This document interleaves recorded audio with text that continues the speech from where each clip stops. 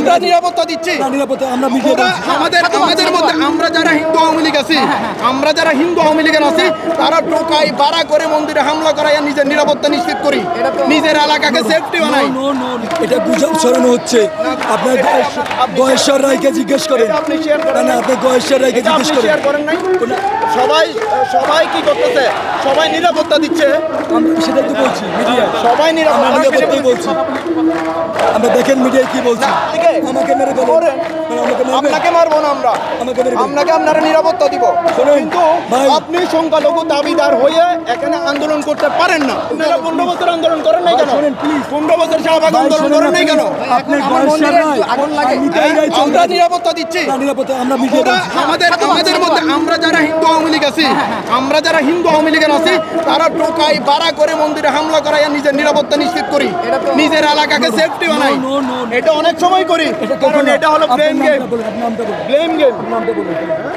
আমার নাম আমি বলবো না, আমি মুসলমান, আমি হিন্দু না। আমি বলি আমি আমার এলাকায় একটা ঘটনা ঘটতে দেই নাই। ইভেন আওয়ামী লীগ নেতাকে 250-টিরও বেশি ডিজাইন অপশন নিয়ে ওয়ালটন স্মার্ট ফ্রিজ, বোঝে আপনার প্রয়োজন। আওয়ামী লীগ নেতাকেও শেল্টার দিছি যে মুসলমান। আমি আসলে এই সম্পর্কে কিছু বলতে চাই না, যেহেতু আমরা নিপীড়িত, তাই আমাদের আছে এই আন্দোলন। রিলেটিভ শিকার হয় নাই, কিন্তু আমাদের তো জিরাপড়ে বাসা, অনেক মানুষ আছে, ওনাদের এলাকায় অনেক আক্রমণ হয়েছে। আপনি আপনার ভাইয়ের জন্য পাশে দাঁড়াবেন না? সবাই তো ভাই, সবার জন্য আমরা পাশে দাঁড়াচ্ছি। ওরা ওদের জায়গা থেকে দাঁড়াচ্ছে, আমরা আমাদের জায়গা থেকে দাঁড়াচ্ছি। এখন পর্যন্ত আপনাদের কতগুলো মন্দির আক্রমণ হয়েছে এবং কতজন নিহত হয়েছে সেটা কোনো তালিকা না, সঠিক লিস্টটা বলতে পারবো না। তো আমরা তো আমাদের বন্ধু বান্ধব বা যারা আত্মীয় স্বজন আছে ওনাদের মুখ থেকে তো অনেক, যেমন আমি ঠাকুরগা, আমার বোন জামাইরা থাকে, ওনারা নিজেরাই বলছে যে আমাদের এলাকার অবস্থা খুব খারাপ। তার বাধ্য হয়ে ওনারা আবার ঠাকুরগা থেকে ঢাকা আসছে। আমাদের ন্যায্য দাবি যতদিন আমরা আদায় করতে পারছি এই আন্দোলন আমরা চালিয়ে যাবো। আমি আপনাকে সোজা মেসেজ দিই। আমাদের যখন প্রশাসন ছিল না রাষ্ট্রের, তখন ইসলামী আন্দোলন, ছাত্র আন্দোলন, খেলাফত ইসলামী আন্দোলন, এরা আমাদের মন্দির সুরক্ষা দিয়েছে।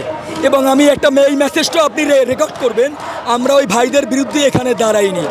ভাইরা যাদের জন্য ওখানে আমার মন্দির পাহারা দিচ্ছে, সেই সন্ত্রাসীদের জন্য আমরা রাজপথে এসেছি। আমরা কোনো দলের, কোনো রাজনৈতিক না, আমরা সংখ্যালঘু নির্যাতিত, তাই আমরা রাজপথে এসেছি। তালিকা কবে নাগাদ প্রকাশ করবে? তালিকা আমাদের সিনিয়র বর্গ আছে, তারা প্রকাশ করবে।